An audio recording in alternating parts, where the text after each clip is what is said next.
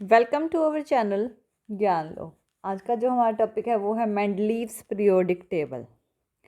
देखिए Mendeleev's periodic table जिसमें 63 elements जो हैं वो रिप्रेजेंट थे। जब मेंडलीव्स के टाइम में ओनली एंड ओनली 63 एलिमेंट्स जो थे जो कि उस टाइम पे अवेलेबल थे। और उन्होंने क्या किया था, मेंडलीव्स ने उन्होंने उन 63 एलिमेंट को एग्ज़ामिन किया, उनका जो एटॉमिक मास एलिमेंट्स का, उनकी फ़िज़िकल प्रॉपर्टीज़, उनकी केमिकल प्रॉपर्टीज़, उन सब को एग्ज़ामिन किया। तो मेंडलीव्स में ने क्या किया है, उनको रिजेंबल किया। सबसे पहले मेंडलीव्स ने मेन कंपाउंड लिए। मेन कंपाउंड कौन से थे? हाइड्रोजन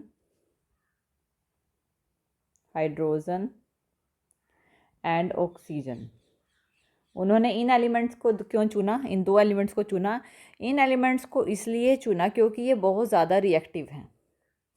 ये एलिमेंट्स जो होते हैं वो बहुत ज़्यादा रिएक्टिव होते हैं और उस टाइम पे ये एलिमेंट्स अवेलेबल थे, यानी कि नोन थे। उनको उस टाइम पे इन दोनों एलिमेंट्स को जानते थे। 63 एलिमेंट्स में से ऑक्सीजन और हाइड्रोजन भी थे। और वो कंपाउंड जो हाइड्रोजन और ऑक्सीजन से मिलके बनते हैं, हाइड्रोजन से कंपाउंड जो मिलके बनते हैं उन्हें बोलते हैं हाइड्राइड्स। यानी हाइड्रोजन से कोई भी कंपाउंड मिलता है तो हाइड्राइड बनाता है, और ऑक्सीजन से मिलता है तो ऑक्साइड्स बनाता है। तो ये एलिमेंट्स प्रेजेंट थे। उन्होंने सारे एलिमेंट्स के नेम लिखे। सारे एलिमेंट्स 63 एलिमेंट्स थे। उन्होंने कार्ड्स लिए, थोड़े छोटे छोटे कार्ड्स लिए और सारे कार्ड्स पे हर एक एलिमेंट्स के नेम लिखे। जितने भी 63 एलिमेंट्स थे उनके नेम लिखे और उन कार्ड्स पे उनकी प्रॉपर्टीज़ लिखी। अलग अलग कार्ड्स पे लिखे सब के एलिमेंट्स के नेम और उनकी प्रॉपर्टीज़ लिखी। और उन्हें क्या किया, फिर उन्हें प्रॉपर्टीज़ के अकॉर्डिंग उन्होंने क्या किया, उनको रिजेंबल किया। उनकी प्रॉपर्टीज़ के अकॉर्डिंग उन 63 कार्ड्स को जिस पे उसके नेम पे केमिकल प्रॉपर्टीज़ लिखी थी, उनको प्रॉपर्टीज़ के अकॉर्डिंग रिजेंबल किया और उनको इंक्रीजिंग ऑर्डर में रिजेंबल करते हुए एक वॉल के साथ वॉल पे एक पिन के साथ कार्ड्स पे लगाते चले गए सभी 63 एलिमेंट को। तो उन्होंने ऑब्ज़र्व किया कि जो एलिमेंट्स हैं, जो सिमिलर प्रॉपर्टी के एलिमेंट्स हैं, वो अपने आप ही प्लेस हो गए, एक साथ अरेंज हो गए। अपने आप मीन्स टू से कि उन्होंने प्रॉपर्टीज़ के अकॉर्डिंग अरेंज किया। जब उन्होंने प्रॉपर्टीज़ के अकॉर्डिंगली सारे एलिमेंट्स को अरेंज किया ना, तो उन्होंने देखा कि जब उन्होंने प्रॉपर्टी के अकॉर्डिंग अरेंज किया तो एलिमेंट्स अपने आप ही उनके प्रॉपर्टी के अकॉर्डिंग ग्रुप में लग रहे हैं। तो उन्होंने एक टेबल उस टाइम पे रिप्रेजेंट किया सिर्फ 63 एलिमेंट्स के साथ, और उस टाइम पे उसको बोला गया था पीरियोडिक लॉ। उसको पीरियोडिक लॉ बोला गया था। जो फिज़िकल और केमिकल प्रॉपर्टीज़ थी एलिमेंट की पीरियोडिक टेबल में उनको रिप्रेजेंट किया गया।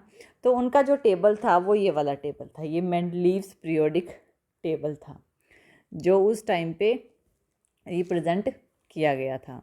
जितने भी एलिमेंट थे उनको उनके इंक्रीजिंग मास के अकॉर्डिंग ग्रुप में यानी कि टेबल में रखा गया था। अब जब मेंडलीव्स थे उन्होंने सारे एलिमेंट्स को, जितने भी नॉन एलिमेंट्स थे, पीरियोडिक टेबल में डाल दिए।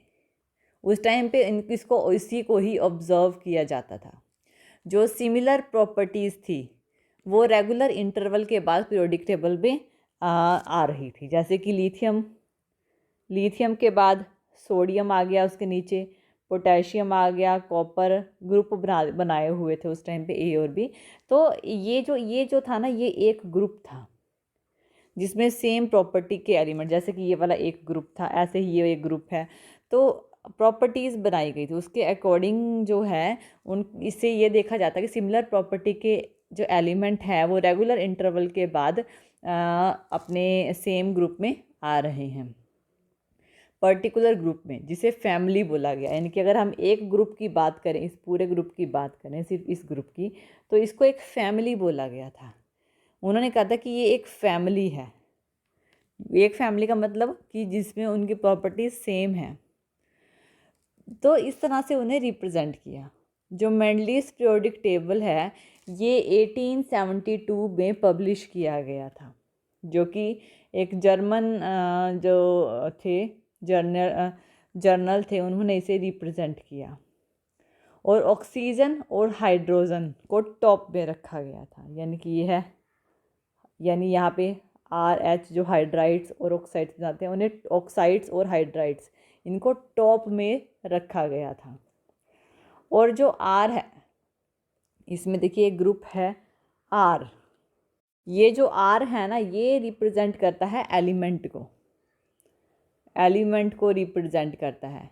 यानी कि यहाँ पे लिखा, अगर कहीं पे लिखा हुआ है यहाँ पे RH4 लिखा हुआ है, RH4 मतलब इस ग्रुप में कार्बन है, तो ये हाइड्रोजन कार्बन के साथ मिलके CH4 बना लेगा। इस तरह से इसे रिप्रेजेंट किया गया कि हाइड्राइड्स कैसे बनते हैं, हाइड्राइड्स किस तरह से बनते हैं, कितने हाइड्रोजन वो कितने एलिमेंट के साथ उस ग्रुप में मिलेगा जिससे कि वो RH2 की फॉर्मेशन करे या RH की फॉर्मेशन करे या RH3 की फॉर्मेशन करे। तो जो हॉरिजॉन्टल रो हैं पीरियोडिक टेबल में, हॉरिजॉन्टल रो पीरियोडिक टेबल में, उन्हें बोला गया था पीरियड्स। यानी कि ये फर्स्ट पीरियड इस तरह से जाते हुए, ये first period, second period, third period, इन्हें पीरियड्स बोला गया था। और जो वर्टिकल कॉलम है यानी ऊपर से नीचे जाते वक्त, इन्हें बोला गया था ग्रुप्स। ये हैं ग्रुप्स। और इन ग्रुप को सब डिवाइड किया, हर एक ग्रुप को 2 पार्ट्स में सब डिवाइड किया गया था। यानी इस ग्रुप को A और B में, इस ग्रुप को भी A और B में, हर एक ग्रुप को A और B में डिवाइड किया गया था। तो ये मेंडलीव पीरियोडिक टेबल रिप्रेजेंट किया था, जो इंक्रीजिंग एटॉमिक मास के अकॉर्डिंग था, और ग्रुपिंग ऑफ एलिमेंट जो कि सिमिलर प्रॉपर्टीज जो थी उनको ग्रुप किया गया था, सिमिलर प्रॉपर्टीज़ के अकॉर्डिंग उन्हें रिप्रेजेंट किया गया था। तो ये होता है हमारे पास मेंडलीव्स पीरियोडिक लॉ या टेबल। तो इसकी हम अचीवमेंट्स अपने नेक्स्ट टॉपिक में करेंगे। तो हमने आज किया है मेंडलीव पीरियोडिक टेबल क्या है। तो थैंक यू वीडियो देखने के लिए। और ज़्यादा अपडेटिंग वीडियोज़ के लिए आप हमारे चैनल ज्ञान लो पर हमें सब्सक्राइब कर सकते हैं।